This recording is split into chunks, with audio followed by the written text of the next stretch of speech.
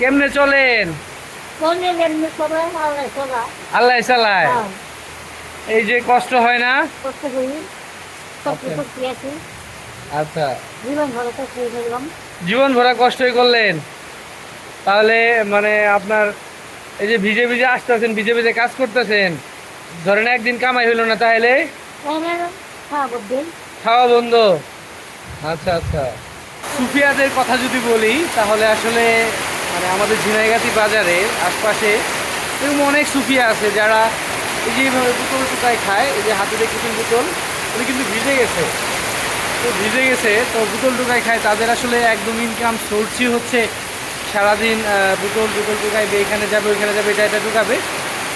শেষে যদি বৃষ্টি হয় বা ঝড় বৃষ্টি হয় বা প্রাকৃতিক দুর্যোগ বা কোনো কারণে অসুস্থতার কারণে যদি তার বোতল টুকানো না হয়, তাহলে আসলে তার সেই দিন আর খাওয়ার খরচটা থাকে না।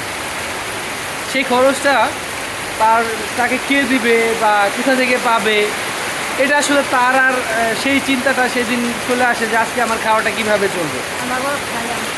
একদম একদম অসহায়, যার কিচ্ছু নাই, ঘর সংসার নাই, ছেলে মেয়ে নাই, কথা শুনছিলেন, যার চলাফেরার কেউ নাই, একটা কিছু হলে তাকে যে দেখবে সেটাও নাই। সুফিয়ারা এইভাবে বেঁচে থাকে, সুফিয়ারা এইভাবেই তাদের জীবন চালায়। একটা অনিশ্চিত ভবিষ্যৎ নিয়ে তাদের যাত্রা শুরু হয় এবং কি শেষ জীবন পর্যন্ত তাদের এই অনিশ্চিত ভবিষ্যৎটাই থেকে যায়। সকাল সকাল দেখছিলাম উনি ভিজে আমার এখানে দাঁড়ায় আছে, ওনার শরীর টোটালি ভিজা, দেখছেন শারীরিক সব ভিজা, কাঁপতেছে। যদি পারেন সমাজের বৃত্তশালী যারা আছেন সুফিয়াদের একটু খোঁজ খবর নেন। তাদের এটাও একটা, আমরা যারা মুসলমান আমাদের আসলে সদকায়ে জারিয়া একটা কথা আছে, তো তাদেরকে দান করলে হয়তো বা সদকা হয়ে যাবে বা আল্লাহ প্রদত্ত আপনাদের আপনাদের আপনাদের সোয়াব হবে, পরবর্তী জীবনে একটা কিছু পাবেন। আপনারা অনেক টাকা অনেকভাবে নষ্ট করেন, যারা বৃত্তশালী আছেন আপনাদের টাকা নষ্ট করার জায়গা নাই, কিন্তু সুফিয়ারা না খেয়ে থাকে, সুফিয়াদের না খেয়ে থাকতে হয়।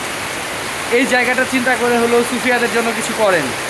আপনাদের কাছে বিশেষ অনুরোধ থাকবে, এই সুফিয়াদের মতো যারা আছে তাদের জন্য কিছু করেন, তাদেরকে একটু দেখেন।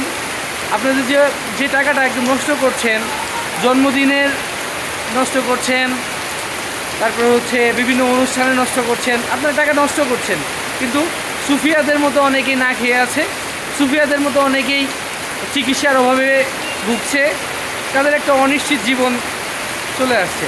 তো এই জিনিসটাকে আমরা বৃত্তশালীদের নজরে আনার জন্য চেষ্টা করছি আমাদের পেজ ভয়েস অফ সিটিজেন এবং কি ঝিনাইগাতি থেকে যা কিছু দেখেছি এটার মাধ্যমে। সুফিয়ারা অনেক কষ্ট করে জীবনে, সেই জীবনটা পর্যন্ত তাদেরকে কষ্ট করেই কাটাতে হয়।